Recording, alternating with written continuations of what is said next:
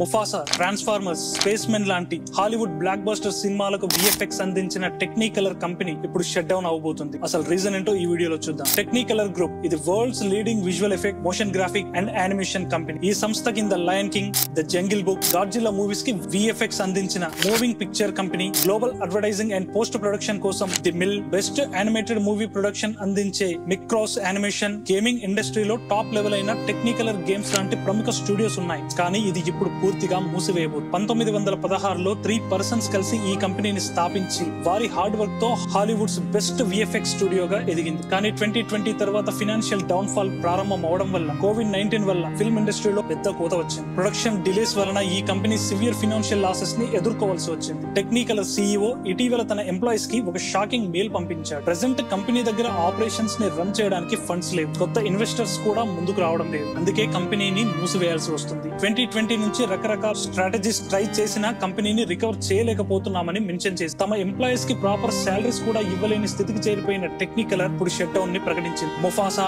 Transformers, space men లాంటి movies కి VFX అందించిన టెక్నికలర్ క్లోజ్ అవ్వడం మీకు ఎలా అనిపిస్తుంది? ఇందులో మీకు బాగా నచ్చిన విఎఫ్ఎక్స్ మూవీ ఏంటో షేర్ చేయండి.